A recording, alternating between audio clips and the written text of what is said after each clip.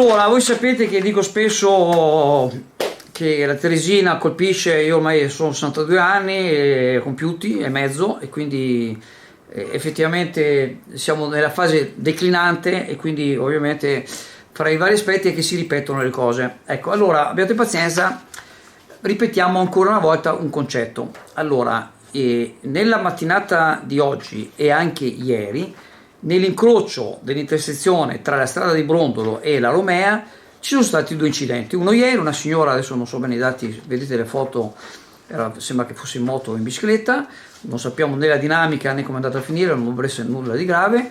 Questa mattina ce n'è stato un altro, c'è stato l'intervento della Polizia di Stato, Carabinieri, sono arrivati anche poi la Polizia Locale a dirigere il traffico, nulla di grave perché non sembra che ci sia stato, almeno non sembra che ci siano stati feriti gravi da nessuna parte, ma quell'incrocio è pericolosissimo.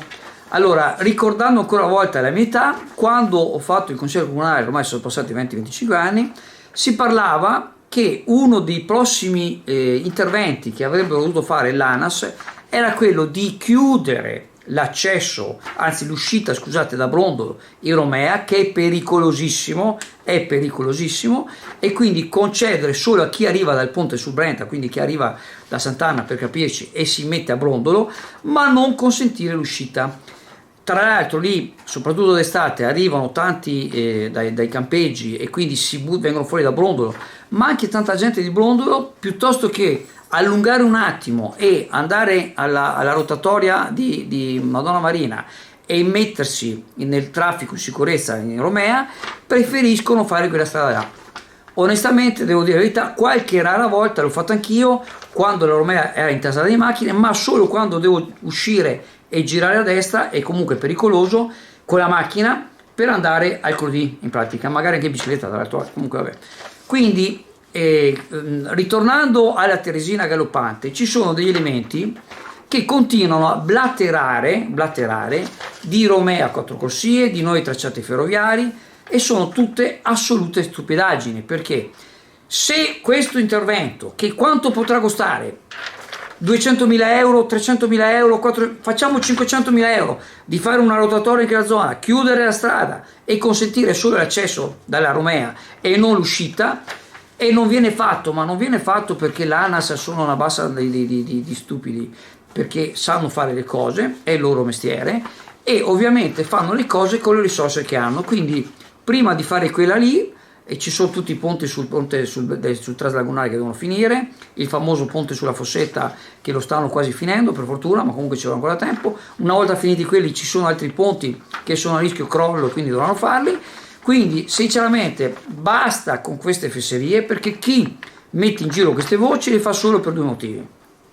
Uno, quello di avere più like su varie comunicazioni, ormai c'è questa cosa a tutti i costi di avere il like, oppure qualcuno che pensa di avere visibilità politica. Queste sono le due. La terza ipotesi, mi sembra forse quella più fondata in confronto di certi elementi, è la Teresina galoppante.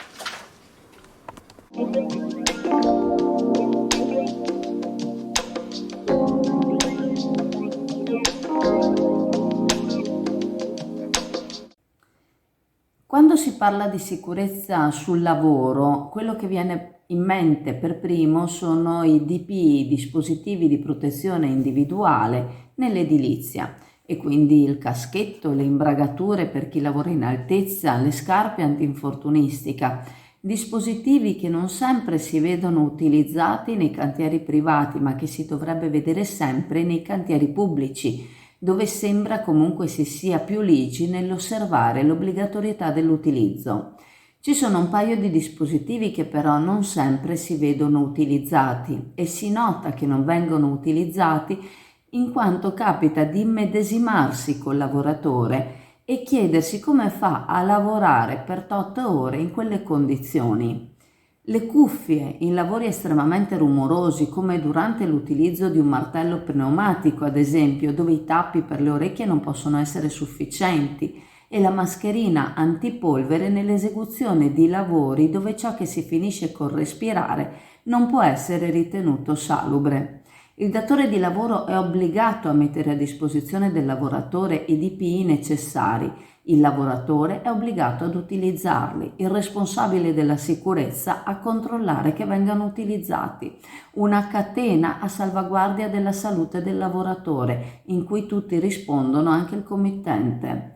Come abbiamo visto, il martello pneumatico utilizzato senza che le cuffie venissero indossate, così abbiamo visto operai tagliare marmi e pietre immersi in una nuvola di polvere, privi della mascherina protettiva. Ma la polvere del marmo o della pietra può causare, se respirata a lungo, malattie professionali, può causare irritazioni a occhi, naso, mucose, polmoni, può depositarsi nelle vie respiratorie provocando malattie invalidanti a lungo termine.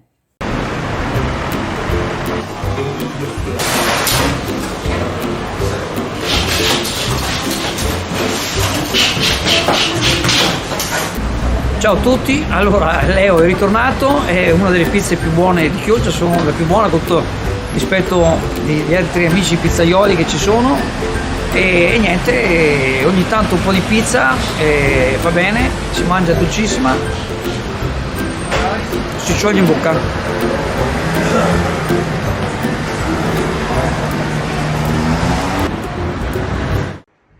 Buongiorno cari lettori. Stamattina sul Corriere della Sera è uscita un'intervista al fotografo Oliviero Toscani, nel quale diceva di essere affetto da una malattia incurabile e di non sapere quanto gli resta da vivere, che ha perso 40 kg in un anno. La malattia incurabile si chiama amiloidosi, e leggendo un po', informandomi un po', si tratta di un accumulo anomalo di proteine nei tessuti e negli organi e di fatto è incurabile.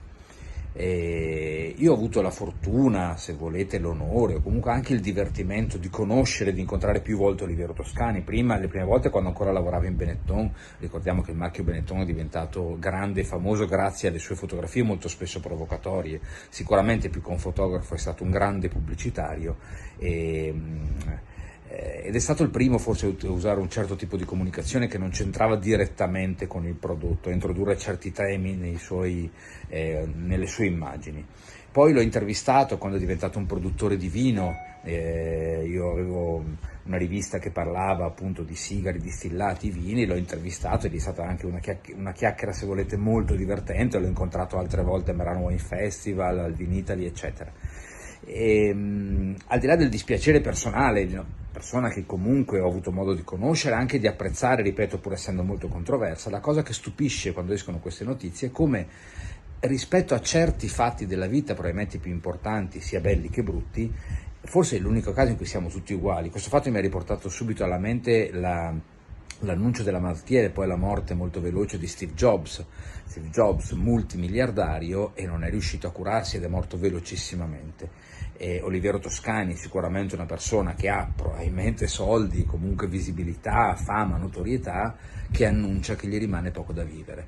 Ecco, queste cose dovrebbero forse farci ogni tanto un po' riflettere, rendono loro un po' più umani, sicuramente, perché rispetto a un annuncio del genere uno non può avere altro che dispiacere e rispetto, al di là di quello che pensi dell'attività e della persona che ha davanti, almeno io la penso in questo modo, e ci si rende davvero conto che di fronte a queste cose non ci sono soldi, non c'è fama, non c'è nulla. Certo, lui può annunciarlo al Corriere della Sera, mentre a chiunque altro capiti questa malattia se lo tiene, lo sanno i suoi parenti. Però comunque rispetto a queste cose c'è davvero un livellamento, a questo punto direi positivo, cioè nel senso, rispetto a queste cose della vita siamo tutti uguali. Rispetto alla gioia di quando ti nasce un figlio, la gioia è la stessa, rispetto al dolore di quando ti muore una persona cara. Questa è una cosa che mi fa molto riflettere e dovrebbe, secondo me, aiutarci a riportare molto spesso nelle nostre discussioni un termine di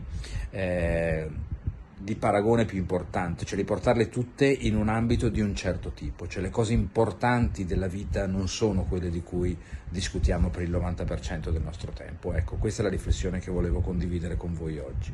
Grazie. Buongiorno, sono Roberto Pincerato, presidente di IODA, il tuo consulente assicurativo. Siamo presenti in Mirano, Chioggia, Orbassano, Torino. Visita il nostro sito www.iodasicurezza.it. www.iodabroker.it.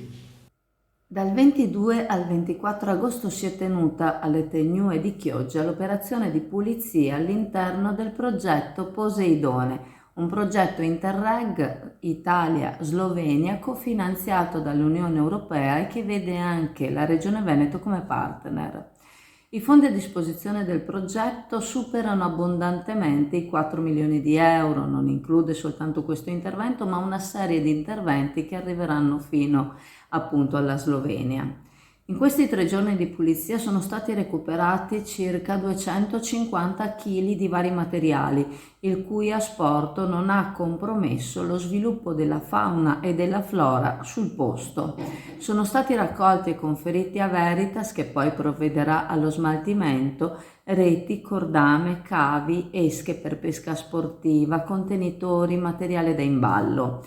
Gli operatori intervenuti sono stati tecnici subacquei di Idra, 2 equip formate da 2 sommozzatori ciascuna, ognuno di loro ha lavorato circa 14 ore a una profondità massima di 23 metri. È stato ripulito circa il 70% dell'area scelta. Soddisfatto quindi l'assessore della Regione Veneto Cristiano Corazzari e il sindaco di Chioggia Mauro Armelao, che ritiene ora necessario pensare a ulteriori progetti per la pulizia e la bonifica del sito. L'assessore all'ambiente del comune di Chioggia, Serena De Perini, riconosce l'importanza di questo intervento, nonostante ci sia ancora un lavoro di enorme portata da mettere in pratica. Si tratta di interventi che devono essere svolti da personale specializzato e che risultano quindi essere molto costosi. Molto del materiale recuperato è di difficile datazione, ma una buona parte proviene dal mondo della pesca. Molte probabilmente sono le reti che sono state abbandonate dopo essere state trattenute dalle Tegnue, molte probabilmente gettate per incuria o leggerezza, qua come altrove. Ricordiamo che i pescatori di Chioggia da qualche anno raccolgono a terra le reti che hanno terminato la loro funzione, nonostante il conferimento abbia anche causato problemi a suo tempo. Il sistema adottato, che non costa nulla alla comunità, permette che i pescatori non paghino lo smaltimento di questo rifiuto ritenuto speciale. La maggior parte dei pescatori comunque si impegna per tutelare il mare e i fondali, è a loro vantaggio.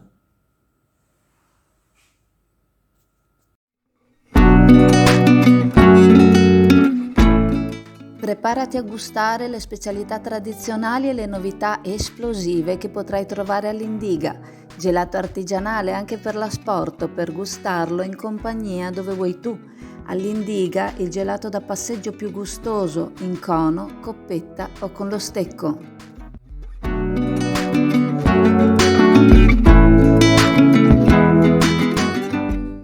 La vicenda dell'affondamento del Bayesian, che è avvenuta poco prima dell'alba del 19 agosto a Porticello, una località della provincia di Palermo, ovviamente ha avuto un eco mondiale.